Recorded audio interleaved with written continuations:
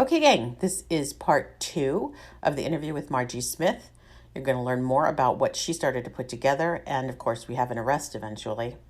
But this is a very good background on what was going on in Visalia during the Visalia Ransacker days. Hope you enjoy. The things he was taking were not of value. He would take coins, he would take piggy banks, he would break piggy banks, he would take pictures of young girls, he would destroy pictures of, he would tear them or he would take them. But he was just and he would ransack, throwing stuff around. He would line girls' underwear or men's underwear down the hallway. He would tear apart a padded bra. He would put underwear on a pillow. He would put $100 bill he would put $100 bill in a baby crib. I mean, he was just doing bizarre things.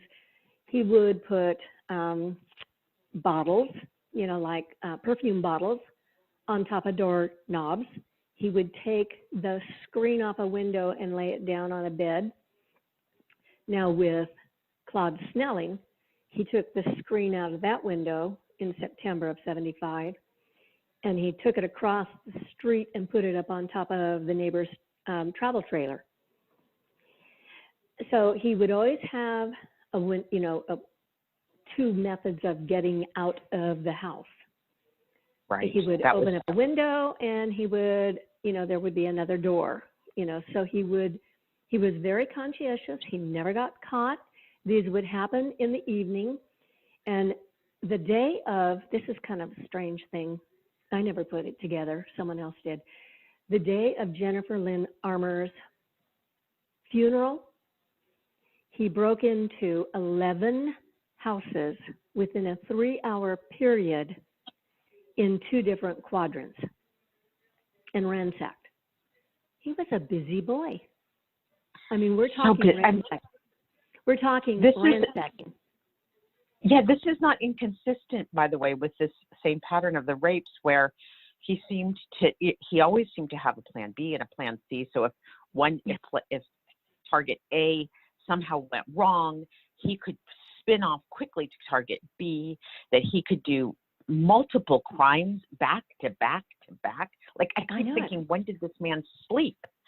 As we even know, clearly he's one of these people that doesn't need to sleep. Yeah. I don't know what the observations look like over at the county jail, but he doesn't sleep. He just, he's so driven. Yeah. So to do 11 crimes during a funeral. Yeah, that was 3 hours. the day. Okay, her funeral, it was November 30th of '74. Now, mind you, he's a cop. Okay. November 30th. It is, I believe, the weekend of Thanksgiving, if I'm not mistaken, but 2 different quadrants, the Beverly Glen quadrant and also the quadrant that is south of Mount Whitney High School, 11 houses. And my whole thought was, is he on bicycle? Is he in a car? How did he know no one was going to be home in those 11 houses?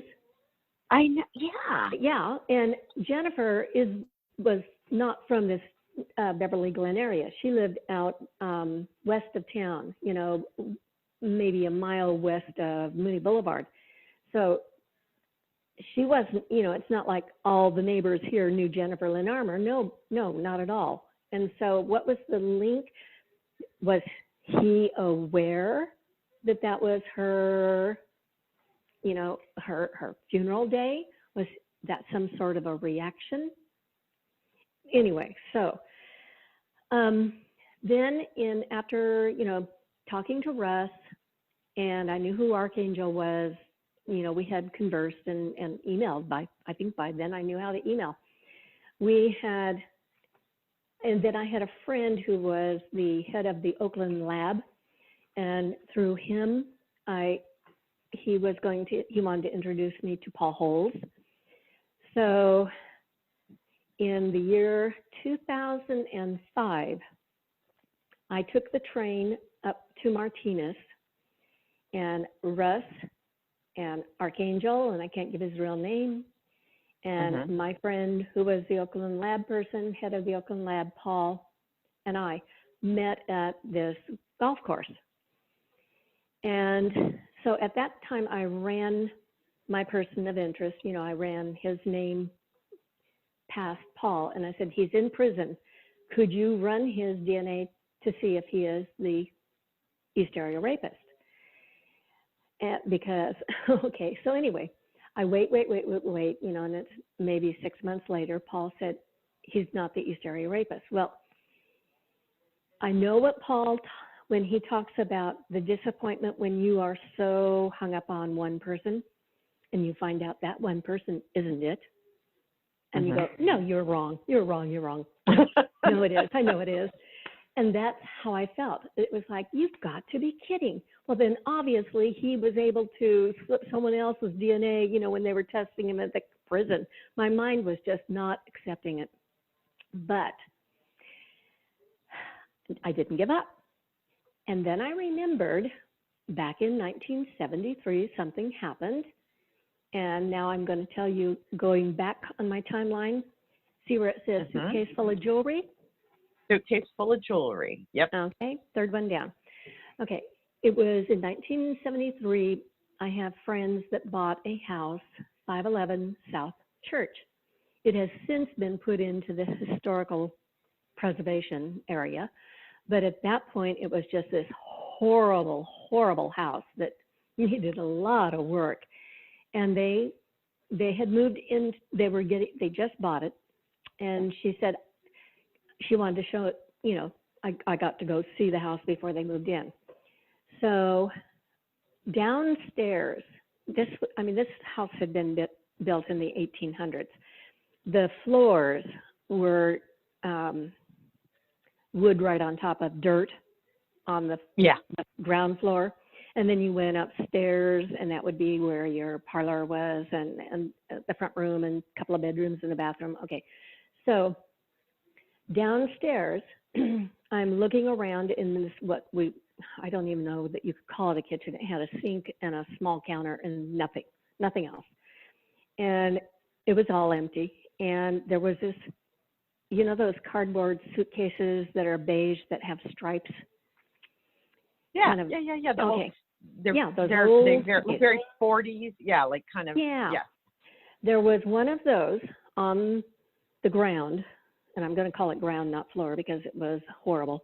Anyway, and I opened it up, and it was filled with weird pieces of jewelry, like costume stuff. And I didn't rifle through it. I closed it, and I went, that's weird. And so then, and there was a pot plant growing in a toilet downstairs. And then upstairs, I know. Clever. I never thought of that. Okay. And so then upstairs, the toilet was empty. It was an empty toilet. So then upstairs in the bathroom, there was evidence that a fellow was living there as a hermit. And he had, I don't know drugs because I never did them. But anyway, there are pills in the medicine cabinet. And my friend knew that they had to do with schizophrenia. And they were really strong. And whoever this was, well, I knew who it was. But anyway, he was cooking on a little Bunsen burner, and then he had a sleeping bag. And so he was living there as a hermit, and he had borrowed water from the neighbor. You know, there was a hose going from the neighbor's yard, but there was no electricity, no gas or anything. So he was living there as a hermit. And I found out who he was. And so then when I was conversing in 75 with my friend on Redwood, she was telling me what the Visalia Ransacker would take. And she mentioned odd pieces of jewelry. So at that point, and it had to have been in 76 probably, when it was either 75 or 76. It's when the cops, no, it was 75. The cops were in her kitchen And she was telling me, well, he takes like one earring, he does this, that, everything else. I remember calling it into the police department and giving his name. And I said, you might want to look at him as a Visalia ransacker because I found this suitcase full of weird jewelry. And it was a hotline, a tip line, hot tip line. Yeah, tip line, yeah. And so that would have been in 76. Never heard anything from anybody, never again. And until they cleared my neighbor here in 84, right after that, I remembered the jewelry. And I started looking at my second person of interest. So I'm still, I was still working on this. Okay, so you can see down, I'm on the first page, cleared my person of interest, hard to believe. There are now 2 pro boards. The AE website is gone. It's no longer there. They shut it down. You can still go onto the website. That's EAR/ONS, where you hear his voice. And you have all the address. I hate that.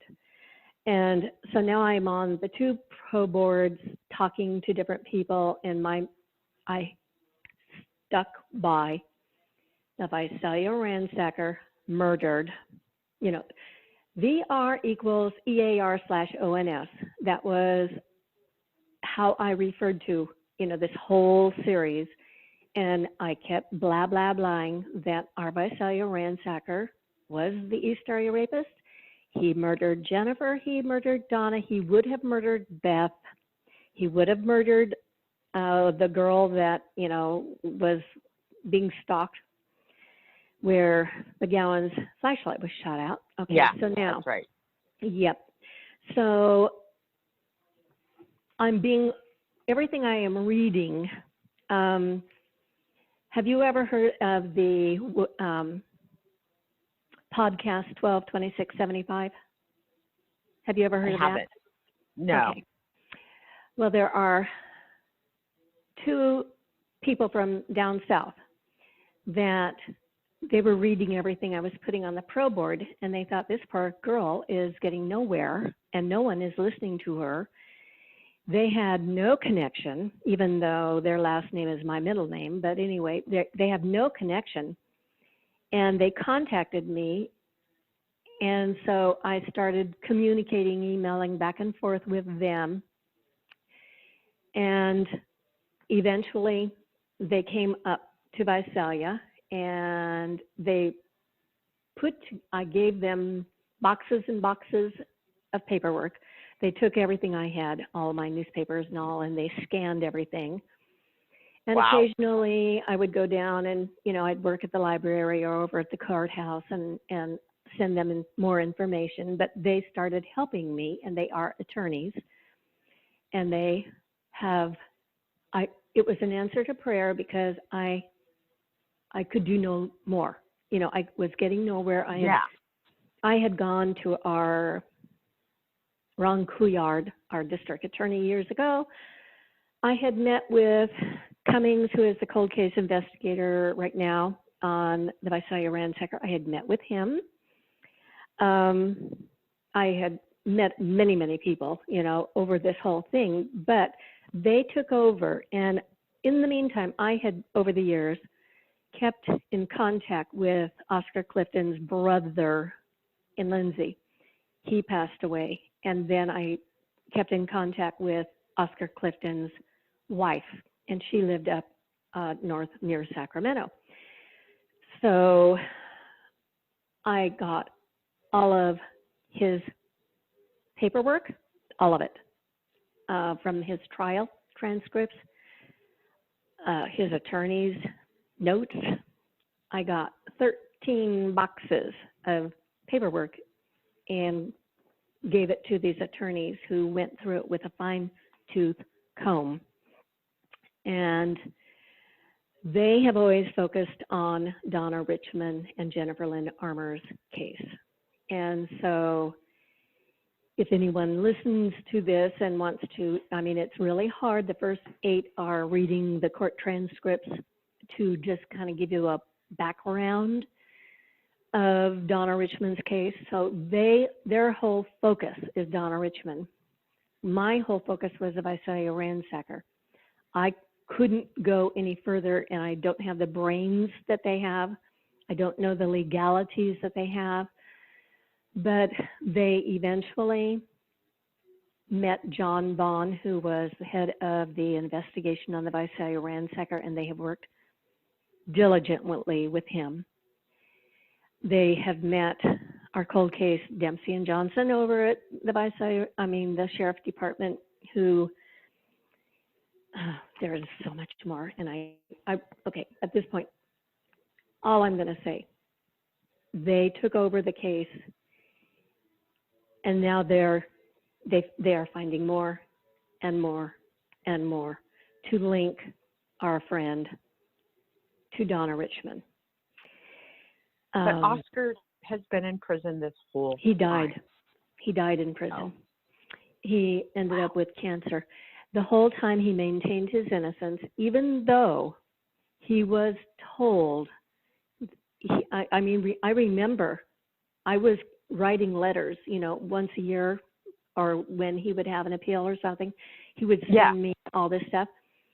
He said, if all I have to do is say that I am sorry and show remorse, and I can get out. And he wouldn't do it. He would never do it. He said, I didn't do it. I can't live with that. I can't live saying I did something I didn't do. And I had the letters. Now the attorneys have those letters. There's just Donna's case could be another complete 10 podcasts. Well, they have 35 podcasts on it right now. So it's called, tell me the name of the podcast again. Okay. It's all numbers. 1-2-26-75.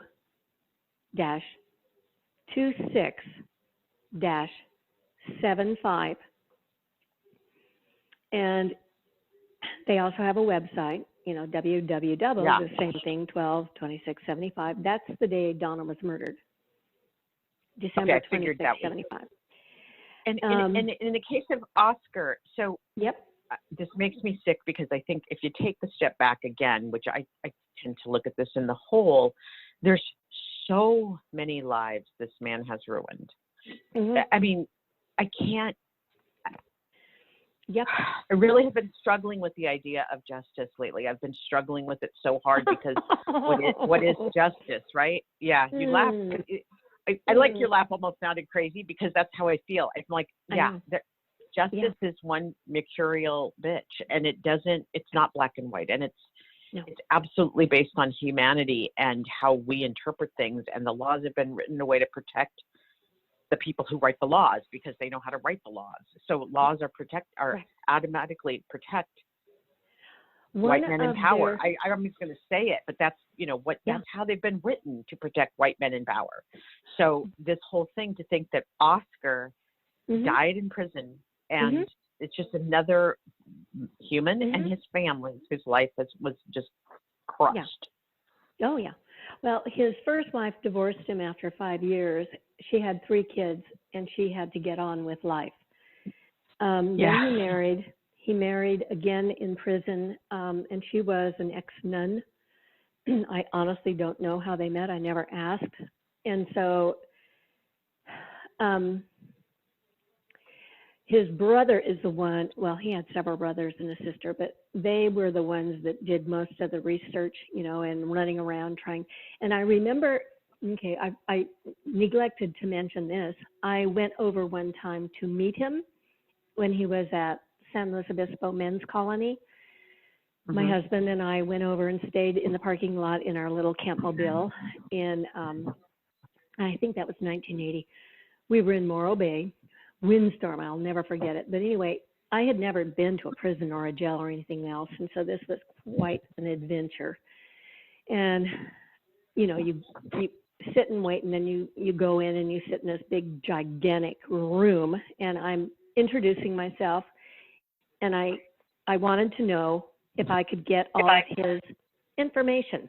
Can I have all your paperwork? Can I contact your family? And blah, blah, blah. And I wanted his permission before I started digging into anything. And I remember he said, I can't interest myself in the Visalia Ransacker. I have to concentrate on proving myself innocent. And so his whole focus, he never was interested in what I was doing other than he had to prove his innocence. And I said, well, if I can find the Visalia Ransacker, then I can prove your innocence. And when Joe DeAngelo was arrested, the two attorneys that I have told you about that wrote that podcast or that do that podcast, we all went, they've saw Oscar will be proven innocent now. I mean, we all just thought, we were, like, okay, well, it's obvious. He was a cop in Exeter. This is where Jennifer and Donna were found. Come on. He's the Visalia Ransacker. I've been screaming that into the wind for years, but it didn't happen. So what I'm going to, toward the end, I mean, they're working on one right now. They just posted one, Saturday, I think it was. Several back, they do an interview with a guy named Gary Bardoni, who had an instance with Joe DeAngelo right after Snelling's murder. And if you listen to it, he was trying to separate the woman from Gary, Gary's wife.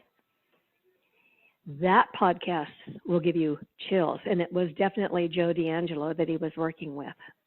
So that is a podcast. I would start there. I would start there and then go way back. Because and there's one that they focus on how the laws have changed, and if the court case back then was now, it couldn't have happened. Well, I mean, yeah, it'd be thrown out. Isn't that? I mean, that's some of the frustration is that even with all the crimes that DeAngelo is charged with now. Right. We're still trapped. It is enshrined in the laws that existed in the 70s and 80s. Yeah. So it drives me crazy. Well, the other thing is that Snelling was hypnotized. Well, now, if she was hypnotized, I don't think they'd be able to use she can't be a witness. That's right. Her as a witness. That's right. Well, that's so if true. she in fact did see him, which she did, she was interviewed on TV, and she opened up the curtains and saw this man's face. Well, I don't believe that they would be able to use her testimony or her, whatever it's called. Testimony. Yeah. No, her identification. Yeah. That's right. Because. Yeah. Right. Yeah.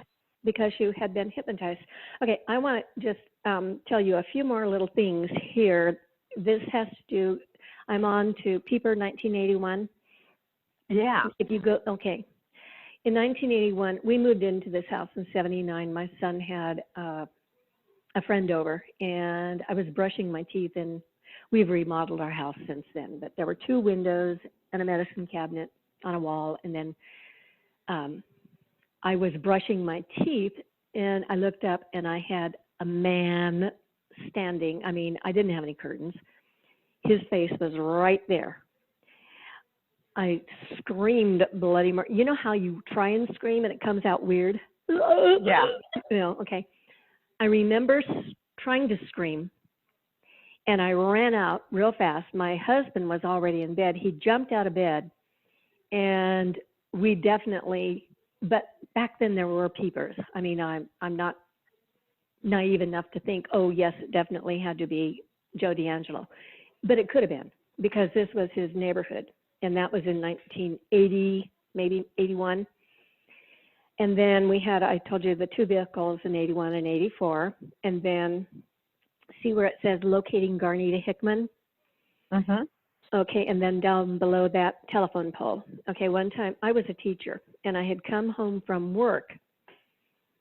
At this time I was going to school, and I had come home, and there was some man in a white pickup that had no emblems or anything on it. And he was up a telephone pole, and he didn't have a uniform on or anything else like that. Well, then, once again, I'm researching and I'm going through all of these reports, and I see this name, Garnita Hickman, and there's a police report where she worked at the Blue Chip Stamp place, and she was giving an instance of this man in 1974, and up till Claude Snelling, this man would come in with all of these books of blue chip stamps, and the only thing he would ever buy was jewelry for his mom. And one time, she remembers, he was really angry because he was in a Volkswagen and he had bumped, the cement divider thing out there, and he came in and he was rambling around the store, just cussing up a storm, and I'm going to sue you guys, and it's all your fault, blah, blah, blah, blah, blah. So anyway, Garnita Hickman lived on the Farmersville Boulevard, right south of Avenue 264, where Oscar lived. Okay. So Garnita Hickman lived out in that neighborhood as well. And she's talking about this person, and they were looking at this person. She drew a composite. So I mentioned this to a friend of mine, and she goes, oh, she's my cousin. She's a cousin through marriage. And I said, can you get a hold of her? Because she's not living out there anymore. Sure. So I get a hold of this Garnita Hickman, and I set up to go over and meet with her at her home. She has since moved into town. And the day, we had talked several times on the phone. The day I went over to meet her, she was there. Her neighbor said, oh, no, she's there. I kept pounding on the door. It was the appointed hour that we were going to meet together. She never answered it. And so then, how did I find, I think it was, no, I had talked to her before this, and she said 2 men who were investigators had come by and found out that she had drawn a composite. And so they went back to the police station, or she said, I don't know who they were. And then they brought a picture of a composite to her. Okay, so I don't know if that was a composite or not, but there were 2 investigators. Well, at that time, Jay Salazar, who is Jason Salazar, who is our chief of police right now, his father and another man were our investigators, and I had talked to them, and it wasn't them. So we have no idea. Okay, and here's what's so strange. I contacted her. These 2 men go over to her house saying that they are investigators, and this happened in another instance too. But anyway, they say that they are investigators, but they're not the 2 cold case investigators that I know, and the sheriff's department didn't have 2 cold case investigators. But how strange that someone found Garnita Hickman at the same time I found her. And we're talking 40 years later. In the same week, we both find her. I just thought that was strange. So I'm wondering if my phones were being tapped. Did you ever close the loop with her? Yeah. Well, I wrote her a letter. No, I never called her and never closed that loop, but I did write her a letter and never mailed it. I still have a copy of the letter. My friend said it could be her son told her not to get involved with you. Oh, yeah, I'm sure. I mean, because I was a crazy lady. If you get spooked, you get scared, and we don't have anybody in custody. Right. And for people that don't know, you would take your blue chip stamps that you acquired as rewards for behaviors, buying things, you'd get stamps. You would take them to the catalog store and redeem them for goods. Yes. And so the fact that it's very interesting that this customer, who, by the way, completely matches the MO of with that rage and everything, and the I'm going to get you, because that's how we have other incidents of him doing that kind of behavior. It's really interesting. And and I know we're coming to the end. And what I think is interesting, because I've also talked with another person, you've done so much forensic research. I mean, that's what this is, right? You go back and look at the data and you study the evidence and you look at the newspaper articles. I have another friend who does a lot of forensic research. And I think there's a lot is revealed in this kind of research. And frankly, it's women doing it. And I mean, I know there are men doing it too. There are men doing it too. I mean, we have whole books, guys are doing it as well. So that's not fair. But I think it's interesting because this kind of research is so revealing.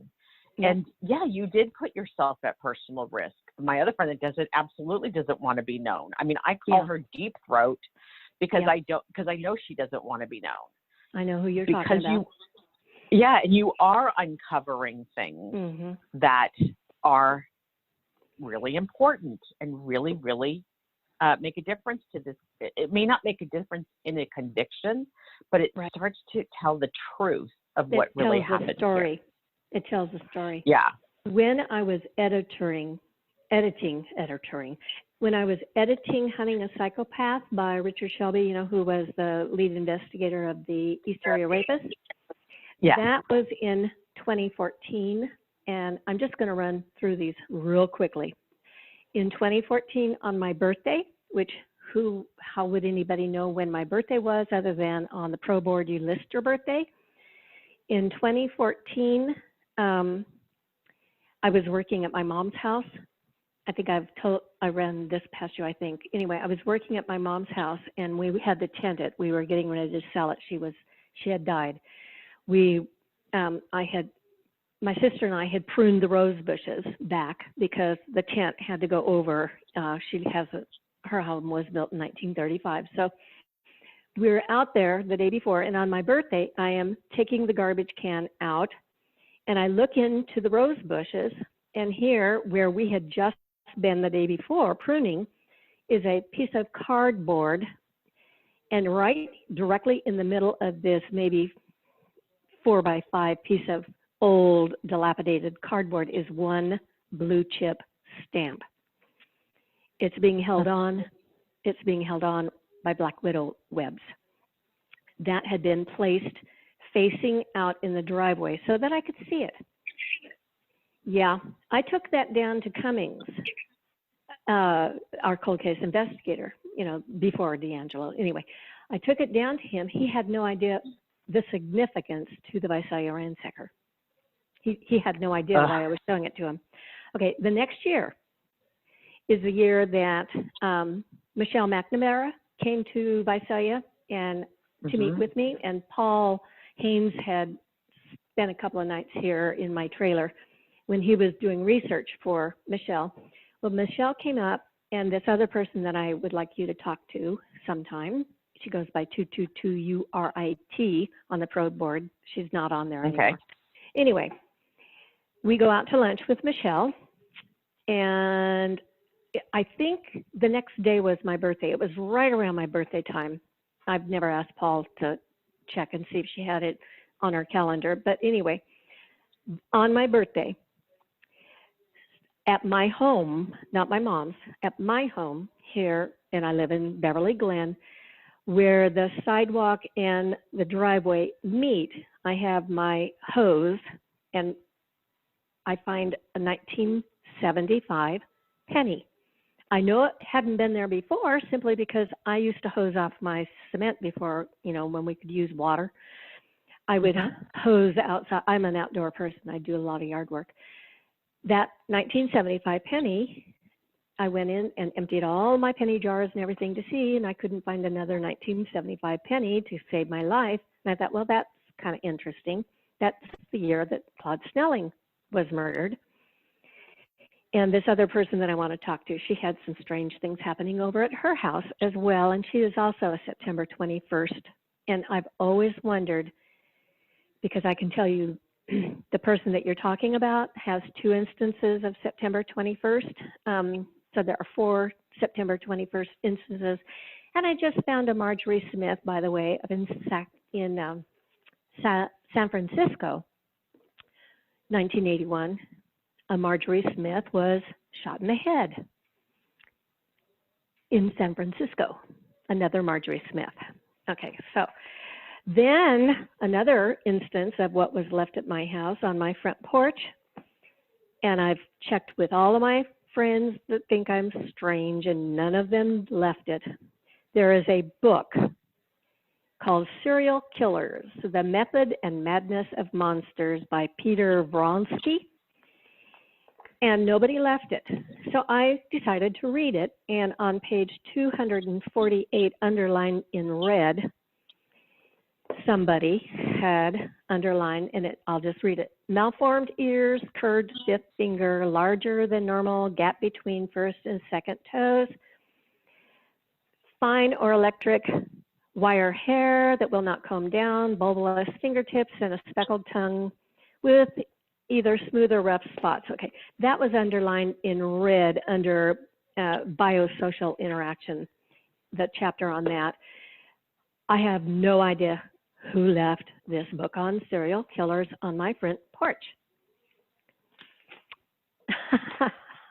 And unless Oh, I and just also, knew you had an affection for them, but well, okay. but it would be, you know, I have a small group of friends, and none of them would do that and not admit it. I mean, they would say, oh, yeah. And I mean, I checked with everything.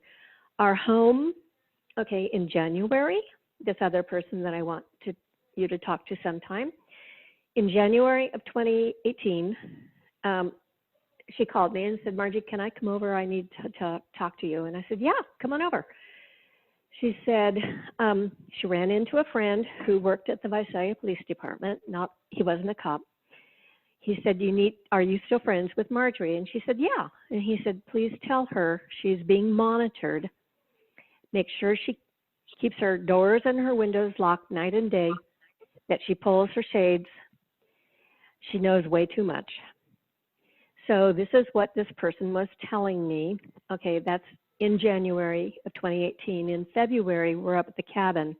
Someone broke into my house through an unlocked bedroom window, which there's no possible way.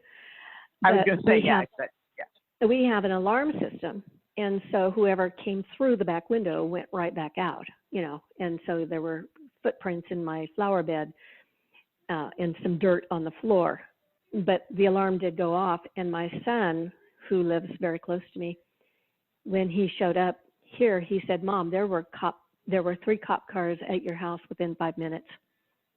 So I was being monitored, and that was February 10th of 2018. And then, of course, he was picked up. And Finally on that, picked up. yeah, he was arrested. I did send 17 pages of information on that second person of interest with the jewelry. I mailed it to 4 different agencies on April 17th, 2018. And then right after, I think it was 2 Oh weeks my God. after. Yeah. Yeah. I think it was 2 weeks after his arrest, there was a Sacramento newspaper article, was there an accomplice? Yeah, I know. Well, you know, okay, so as we wrap things up for this compelling yeah, I'll let discussion, you wrap it up. That is, well, and that is the thing, though, that we all wonder is, was there an accomplice? Yeah. How could he have been this prolific? How did a few of the themes that I think are interesting, because I'm by far not an expert on these crimes, but I've been able to get some of the themes. The themes are anniversaries are important to him. Like, that's a thing for him, these anniversaries. He's called several victims. Yeah, he's very into this. There's this meticulous paramilitary kind of weirdness, but this anniversaries, this idea of, you know, really terrorizing the family, tearing up pictures, taking these odd things so that you just are left feeling uneasy, because it's not even like, oh, they came and took my gold. It was a meth head who wanted more meth. Like, that's, you can kind of put that to bed in your mind. But no, these are intended to cause you to be like, what the hell? And they're and there's this sense of mystery, and like, he likes these riddles. He delights in these riddles. So while it sounds, I think some people might hear this and go, oh my God, this woman's like nuts. This woman is bizarre. But there are other women, specifically, there are some who have similar stories. Stories where artifacts have been left behind. Stories where they found things because they've known more than most, and they've found things that didn't belong there, or that are intended to keep you guys on edge. So correct. It doesn't seem that it's interesting because at no point can I find a time where he killed someone because I'm going to kill you because I don't like you. Like, that's not how it ever worked, which is so interesting because all of you guys who knew a little more than you should have, he didn't come kill you. He terrorized you, but he didn't come kill you. He killed people like my dad who, like, just in the commission of a crime. And clearly while he's decompensating, right? He kills Snelling while he's decompensating. It wasn't going his way. Same with the Margie's. Same with down south. It's not going his way. He's starting to lose it. But just when you start to think people might sound crazy, y'all got to be aware how well this man knew his area, that he was a cop, and that this was the game. This was the game. It was. To make people feel like they're losing their minds. Well, and to make people feel stupid. You know, I think he wanted to show people that he was smarter than the cops, for sure. You know, he was smarter than any of us. He's getting away with it. He even, and I can tell you, well, the prosecution has not been specific, giving us specific examples. They remind us regularly how manipulative this man is, how incredibly his lust for power and control is his only motivation. Only motivation. So it's funny that he comes in storming into a blue chip stamp store, bitching about the parking thing that's there. Hey, dumbass. Right. It didn't jump in front of you. It didn't jump in front of you. It doesn't move. But that's not how he sees it. Nope. Right. Somebody's trying to get him because otherwise, you know, he's got this. He's in control. He wouldn't make a mistake. Right. Although he did repeatedly by leaving his DNA everywhere. Yeah. Yeah. And that's the sad part, is that none of us have finite proof. You know, we don't have anything that they could test for DNA, you know, and even if they did. I tell you, I know. You know, even if that stamp that was left at my mom's, even if that had his spit on the back of it, so what? You know, okay, so what? It would just show that he was a Visalia ransacker, which we already know. We do know. We do know. They don't need to prove it. They know. So, Margie, this was so good. This is going to get people talking and thinking, and I am going to try to line up the other guests, the one you're referring to. And I think this is worth folks hearing what I hear a lot of. I think it's really worth people hearing, because you realize this is even more than you think.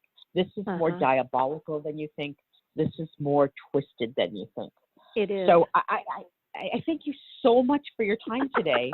This is thank fantastic. you.